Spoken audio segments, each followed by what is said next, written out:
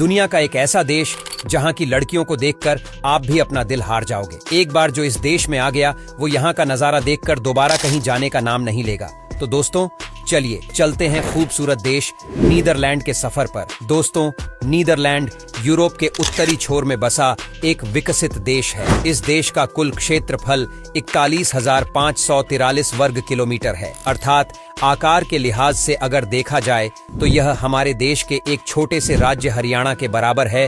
तो इस देश की पूर्वी सीमा में जर्मनी तथा दक्षिणी सीमा बेल्जियम से मिलती है और इसकी उत्तरी और पश्चिमी सीमा में समुद्र लहराता है। इस देश को कुल 50 प्रांतों में बांटा गया है।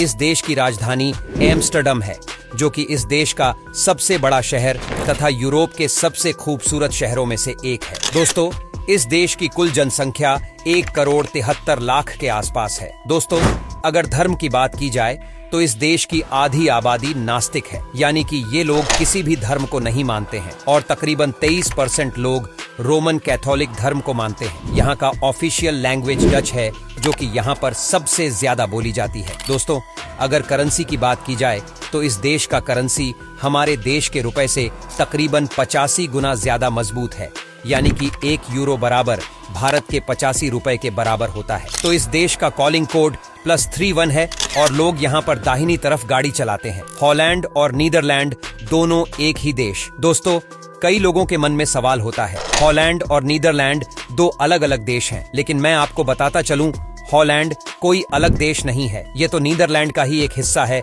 जो कि नीदरलैंड के उत्तरी और पूर्वी हिस्से को कहा जाता है। तो अब आपके मन में डाउट क्लियर हो गया होगा कि हॉलैंड कोई अलग देश नहीं है, बल्कि यह तो नीदरलैंड में ही स्थित है, यूरोप का सबसे निचला देश। जी हाँ दोस्तों, लो कंट्री ऑफ यूरोप। दोस्तों यूरोप के 3 देश बेल्जियम, नीदरलैंड और लग्जमबर्ग को यूरोप का लो कंट्री कहा जाता है। यानी इन देशों का जो लैंड है ना, वो समुद्र तल से काफी नीची है, जिसकी वजह से इसे यूरोप का लो कंट्री कहा जाता है। दोस्तों नीदरलैंड का एक बहुत बड़ा हिस्सा समुद्र तल से तकरीबन 1 मीटर नीचे होने के कारण इसने अपनी समुद्र किनारों में तकरीबन 1495 किलोमीटर लंबा दीवार बनवा रखा है, ताकि समुद्र पानी देश के अंदर न आ पाए। अगर यह दीवार को हटा दिया जाए तो तकरीबन आधा नीदरलैंड पानी में डूब जाएगा। यही वजह है कि नीदरलैंड में नदी, कनाल और झीलें लगभग 400 किलोमीटर तक फैला हुआ है। साथ ही साथ नीदरलैंड के कुछ हिस्से ऐसे भी हैं जहां पर यातायात के लिए सड़क से ज्यादा कनाल का इस्तेमाल किया जाता है। विंड एनर्जी का सही उपयोग तो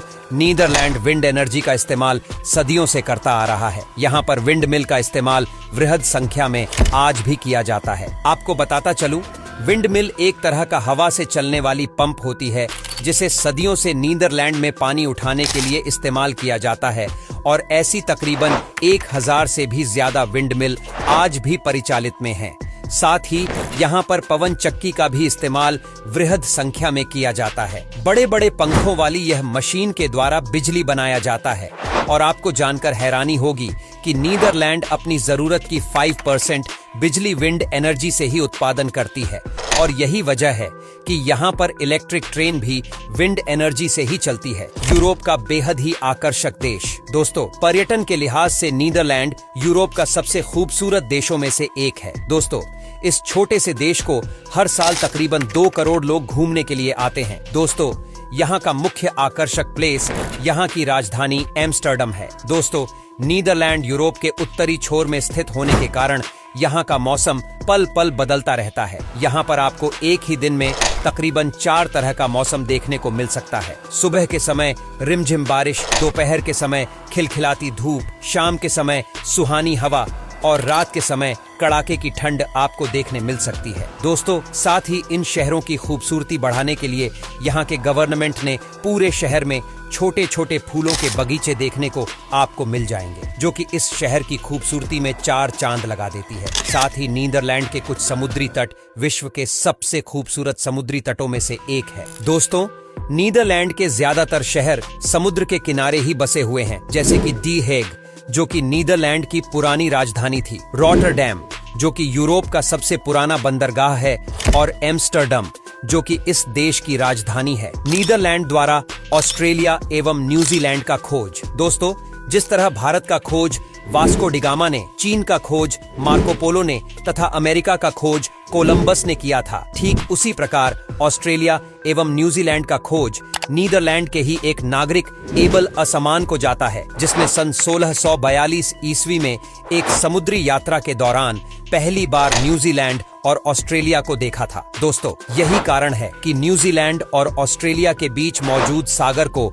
असमान सागर कहा जाता है। महत्वपूर्ण इलेक्ट्रॉनिक्स उपकरणों का आविष्कार नीदरलैंड की प्रसिद्ध कंपनी फिलिप्स ने ही सन 1967 में ऑडियो टेप, 1972 में वीडियो टेप, 1983 में सीडी और सन 1985 में सीडी रोम का आविष्कार किया था। दुनिया की सबसे पुरानी कंपनियों में से एक फिलिप्स का हेडक्वार्टर भी नीदरलैंड के एम्स्टर्डम में ही स्थित है। साथ ही दुनिया का सबसे पहला बल्ब भी एम्स्टर्डम में ही आविष्कार किया गया था, जिस वजह से इस शहर को सिटी ऑफ लाइट भी कहा जाता है। इतना ही नहीं दोस्तों, माइक्रोस्कोप, टेलीस्कोप, पेंडुलम घड़ी का भी आविष्कार 16वीं शताब्दी में नीदरलैंड में ही किया गया था। आज के लिए बस इतना ही, मिलेंगे नेक्स्ट वीडियो में, तब तक के लिए बाय।